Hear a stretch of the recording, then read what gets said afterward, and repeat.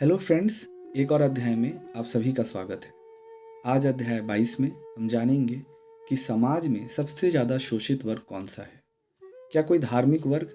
बिल्कुल नहीं। क्या कोई जातीय वर्ग? बिल्कुल नहीं। सबसे ज़्यादा शोषित वर्ग है महिलाएं और बच्चे। महिलाएं और बच्चे आप किसी भी वर्ग में देखें, किसी भी धर्म में देखें, आपको वो हमेशा शोषित होते हुए ही दिखेंगे। चाहे कोई अपर जाति में हो, लोअर जाति में हो, हिंदू धर्म में हो, मुस्लिम धर्म में हो, चाहे कोई भी धर्म में हो, आपको महिलाएं और बच्चे ज़्यादा शोषित होते हुए दिखेंगे।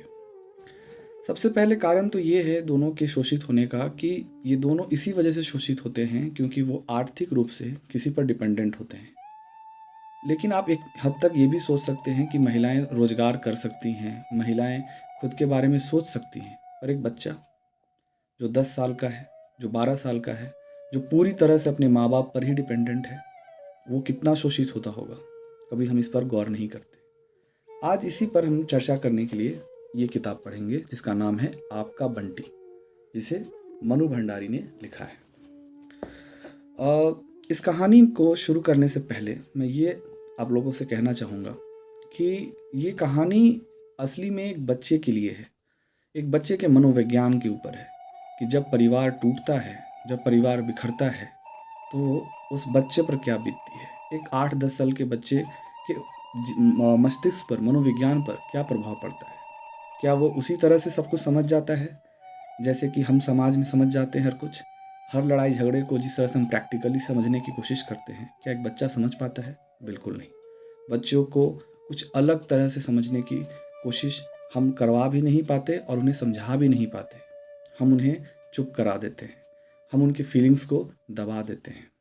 ये कहानी जो है एक महिला की है जो कि अपने बच्चे जिसका नाम बंटी है उसके साथ रहती है क्योंकि उसका पति किसी और से शादी कर लेता है और दोनों के बीच में जब रिलेशन सही नहीं चल रहा होता है तो वो बच्चा बहुत कुंठित होता है कि वो अपने पापा के पास नहीं रह पा रहा और अपने पापा के साथ नहीं रहने की वजह से उसे एक बहुत टीस रहती है कि सभी के पेरेंट्स साथ रहते हैं। आप समझ रहे होंगे मैं किस बारे में बात कर रहा हूँ। जब शादी सही नहीं चलती, जब विवाह अब सही से नहीं चलता, तो सबसे ज़्यादा कौन फेस करता है? आपको लगता होगा महिला, नहीं, सबसे ज़्यादा फेस करता है बच्चा, जो उन दोनों की वजह से इस दुनिया में आया है, जो उनके इस रिश्ते की वजह से आया और उस रिश्ते को वो जब नहीं निभा पाए तो उस बच्चे पर सब कुछ बीतता है। सबसे ज़्यादा शोषित वो होता है। कहानी ऐसे आगे बढ़ती है। बंटी माँ के साथ रहता है और उसके फादर जो कलकत्ता में रहते हैं वो दूसरी शादी कर लेते हैं और इधर जो उसकी माँ रहती है शकुन, वो भी शादी कर लेती है किसी दूसरे आदमी से। और ये बच्चा अब जिद करता है कि वो अपने पापा के पास जाना चाहता है।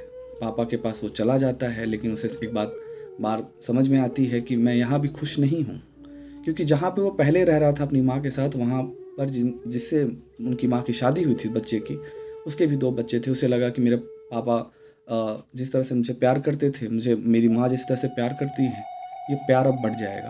तो वो अपने पापा के पास जाने का डिसाइड करता है। वहाँ भी उसके पापा उसे रखने को तैयार नहीं होते और उसको हॉस्टल भेज देते हैं और इस उथल-पुथल में वो बच्चा पिस कर रह जाता है। कभी भी हम जब भी इस बात को समझने की जब कोशिश करेंगे, तब आपको समझ में आएगा कि एक बच्चे को जन्म देने की ज़िम्मेदारी कितनी बड़ी होती है।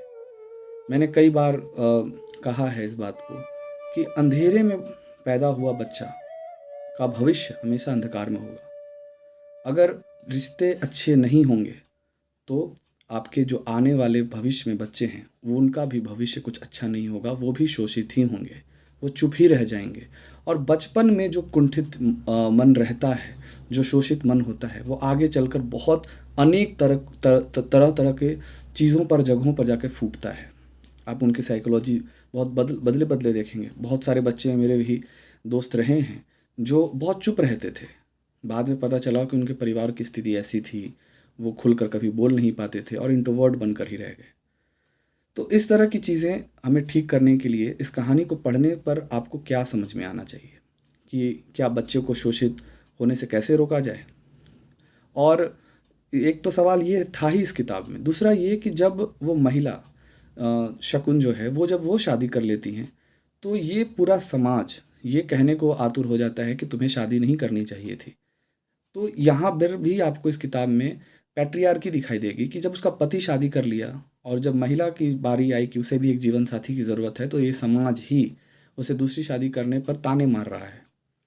ये तो एक अपनी अपनी कहानी है कि आप अपनी ज़िंदगी के बारे में सोच रहे हैं, लेकिन उस बच्चे के बारे में कोई नहीं सोच रहा।